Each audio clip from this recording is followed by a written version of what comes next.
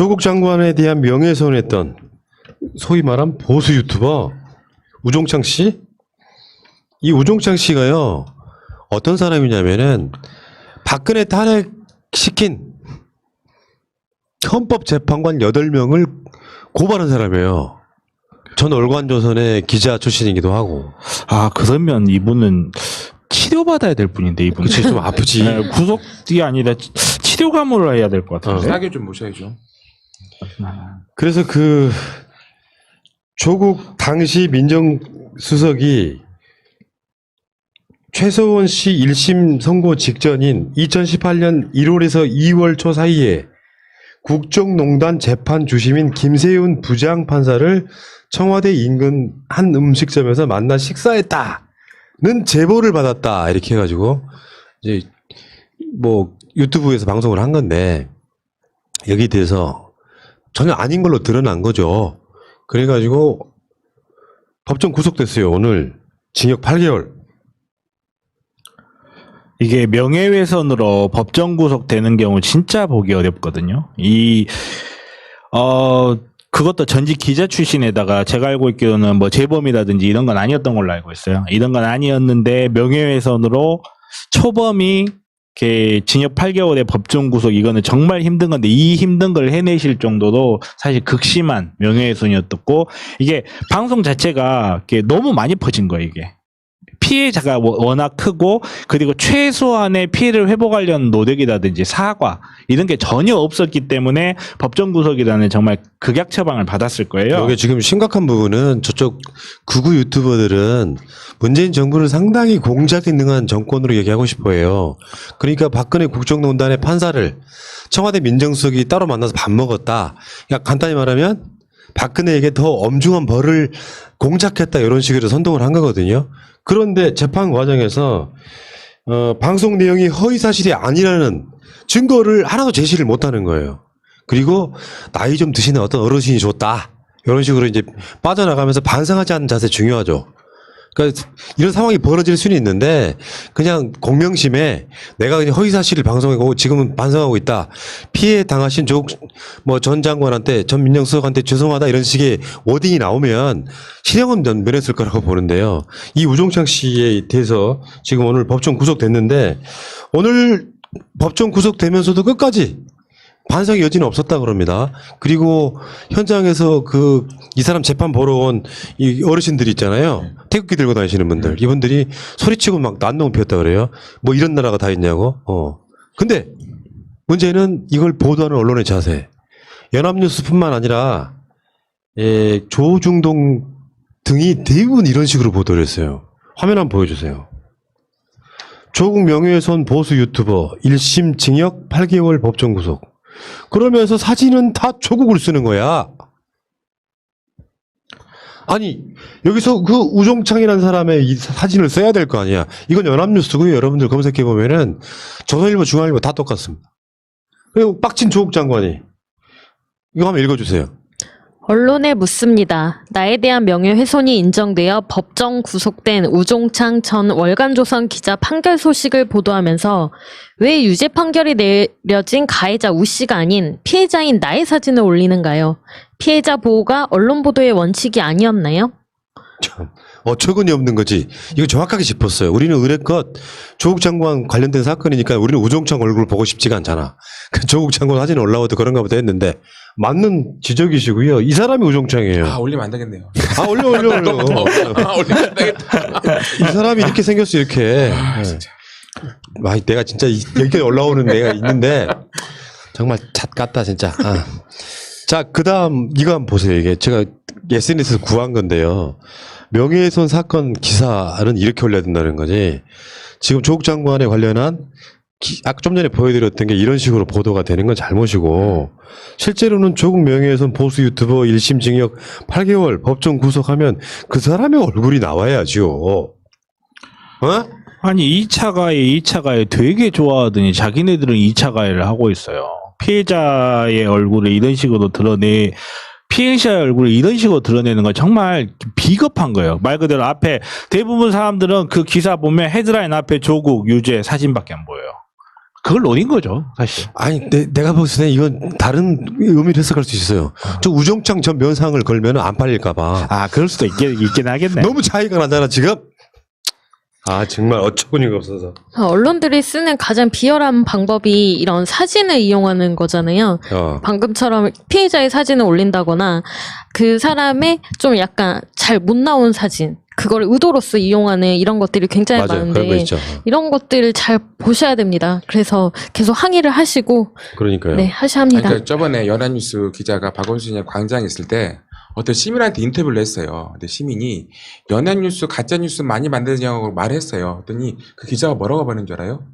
우리가 무슨 가짜 기사를 만듭니까? 라고 당당히 말하더라고. 그 시민들 하니까 도망갔어요.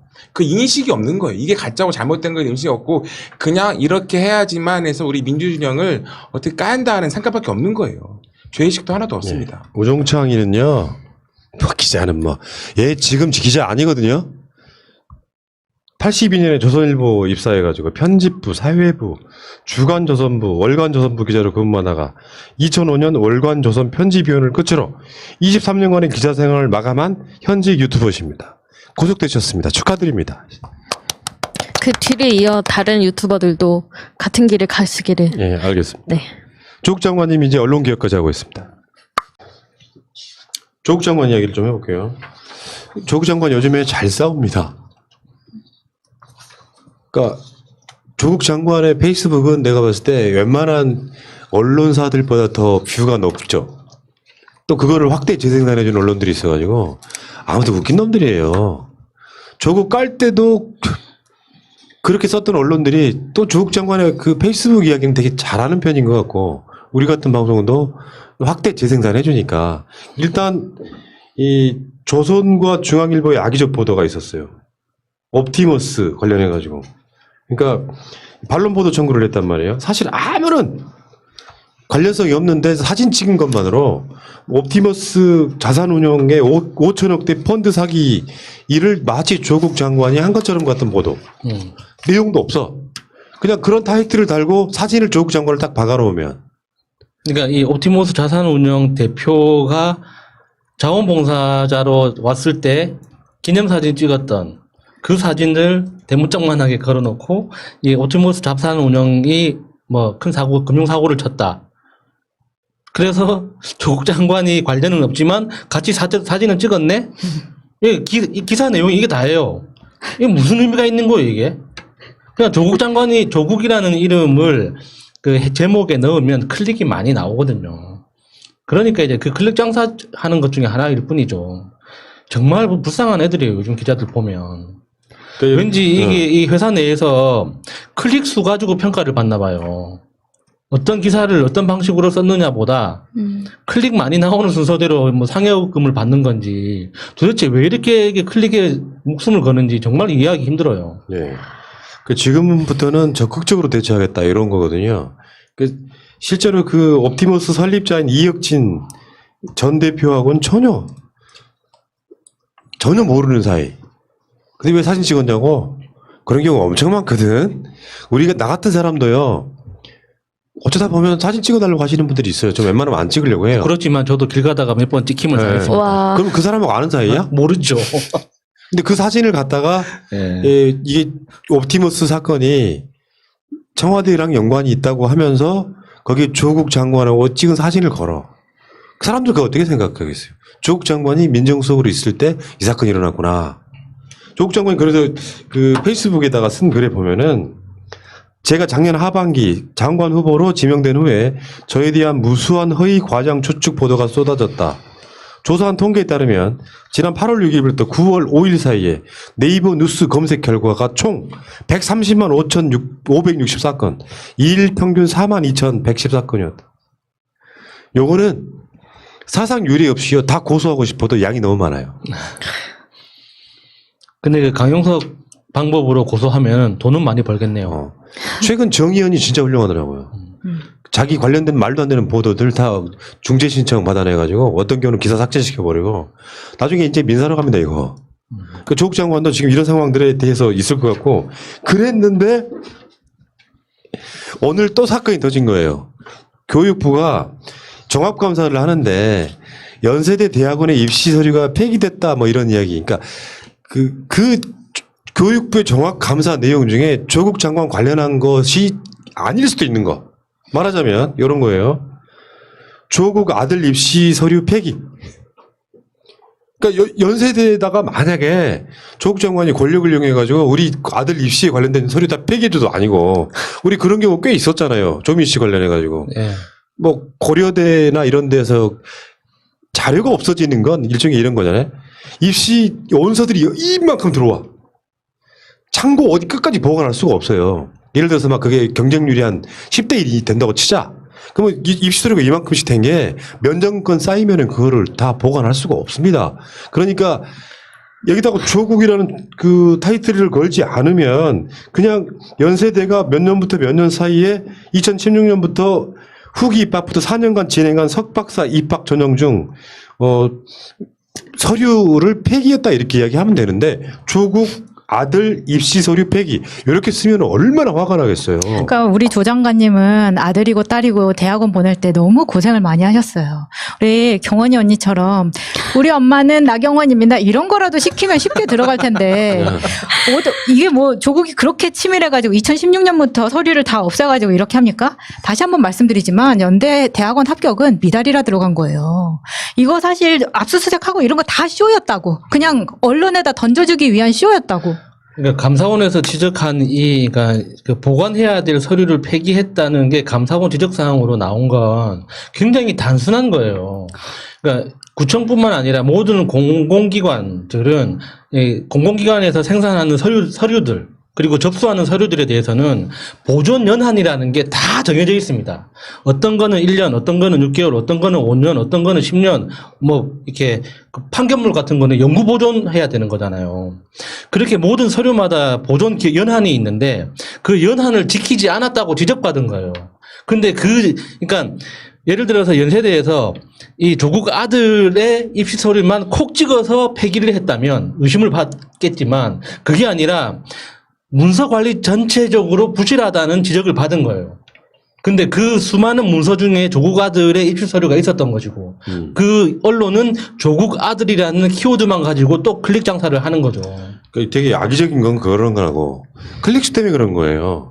여기서는 연세대가 4년간 서류를 폐기했다라고 쓰면 아무도 클릭을 안 하기 때문에 M1 조국이라는 이름을 끌고 들어와야만 클릭이 된단 말이에요. 그러니까 이런 걸 기레기라고 하는 거예요. 이런 제목 장사 때문에 피해보는 사람들이 엄연히 존재를 하잖아. 그러면 조심을 해야지 이 기레기 새끼들아. 가장 피해를 보는 게 기자들 자신들이죠. 근데 저는 박원순 시장님 잃고 나서 조국 장관님이 이렇게 싸워주시는 게 정말로 감사합니다. 그리고 이렇게 싸워주시는 모습에 시민들한테 주는 교훈이 있어요. 저한테만 해도 주는 교훈 같은 것들이 내가 힘들고 억울한 일 당했을 때 끝까지 싸워서 이기면은 언젠가 다시 살아날 수 있구나라는 큰 교훈을 주는 거라고 생각합니다. 그래서 약해지지 마시고 끝까지 싸워서 이겨주세요. 네, JTBC가 좀 훌륭한 보도하고 있습니다. 시리즈로. 다시 옛날로 돌아가는 것 같은 느낌이에요. 검찰이 수사를 해서 인생 망가진 사람들 시리즈를 날마다 보도를 해요. 어제는 뭐가 나왔냐면 의사야, 의사. 근데 제약회사들로부터 리베이트 받았다고 그 비리로 몰아가지고 아무런 증거도 없는데 그 제약회사 영업사원의 말만 믿고 수사를 해요. 그 포렌식까지 다 했어. 나중에 봤더니 그 사람이 주장했던 곳에 그 사람이 있지도 않았어. 전혀 다른 곳에서 다른 일을 하고 있었던 거야. 그거를 검찰에서 아무리 항변하면 뭐라고 했는지 아세요? 의사하면 다야? 의사하면 다? 미친놈이죠, 검사가. 진짜. 그래가지고 몇 년 동안 재판에 시달리는 거예요. 나는 그게 조국 장관이 그 대한민국의 모든 샘플을 보여주고 있는 거예요, 이 사건이. 그러니까 조국 장관이라고 하는 사람, 다시 말씀드리지만 저번에 장례식장 갖고 잠깐 얼굴 뵀는데 속으로 느껴지는 게 그거였다니까. 정말 눈물이 핑 돌았어. 돌아가서 가는 모습에 어떤 생각을 했냐면 살아계셔서 감사합니다 였다고. 오죽했으면 이래, 진짜. 진짜 네. 그런 마음 들었어요. 네. 자, 그 얘기는 여기까지.